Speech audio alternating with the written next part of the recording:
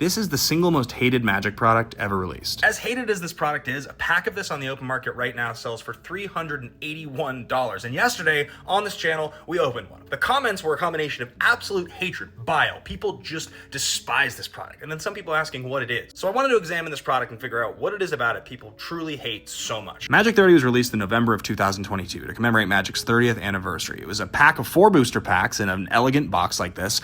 They had fake Magic packs. They weren't like real Magic cards by the actual definition. You couldn't play them. They didn't look like real Magic cards if you flipped them over. But it was a full reprinting of Beta with dual lands, with Moxen, with Black Lotuses, etc. A bunch of retail stores got one set of these. You could buy them for $1,000, $250 a booster pack, and some influencers online were receiving these from Wizards to open them. People didn't like it because a lot of those influencers had nothing to do with Magic, but most people's opinions were caught somewhere between Wizards is releasing high-end proxies and Wizards is reprinting reserve list cards. People didn't like either scenario. Now, I happen to know that Wizards can't actually refer to these Magic 30 cards as cards because technically, legally, they aren't cards, as that would violate their agreement with the community on the reserve list. They're technically proxies, which is why the community gets so up in arms about it. I agree it's dumb. I think it's one of the dumbest products ever released. However, 2 years later, it's just something weird that Wizards did that was a mistake that is highly scarce that's out there. And honestly, as well as many other expensive cards, the Retro Border Black Lotus from 30th is like $7,000 or $8,000 on the open market, which makes it highly collectible and highly scarce. If the goal here was to play a card I didn't own, like a proxied version, there are much cheaper ways to get them than opening $400 booster packs. The point is that this is a product Wizards released. It's out there, right? You can call it a proxy, you can call it a fake card, you can call it whatever you want to call it. But it's just a piece of Magic's history that's out there, just like Chronicles or Collector's Edition. And as time goes on, it's really only going to become more rare. I also happen to know that a lot of the people who work at Wizards of the Coast that make the cards that you love, the ones you respect,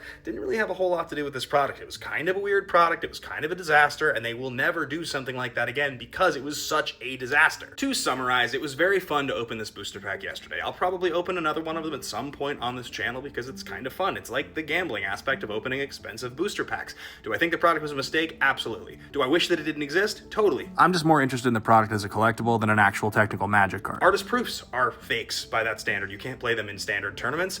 Any kind of altar that doesn't have a real Magic back, any kind of gold bordered card, anything from Collector's Edition, none of those are tournament legal. But most of the cards you would open in a pack of Magic 30 aren't legal in standard, in modern, even in legacy for the most part. You're talking vintage, maybe, like the really expensive ones like Power, that's like cube stuff and vintage stuff only, which people just don't care about. Really, it's like dual lands for Commander, which I guess is kind of a violation because duels are so expensive, but nobody plays Commander as a tournament legal format unless you're playing actual CDH with actual real cards, which most people don't do. But just as a quick reminder, I don't care if anybody plays proxies with me. I actually really don't care at all. If it's a tournament legal format, there's going to be a tournament organizer who deems you can or can't play them. If we're just playing casual at the kitchen table, fake the cards you don't have until you have them. I don't care. I do that until I get the real cards very often.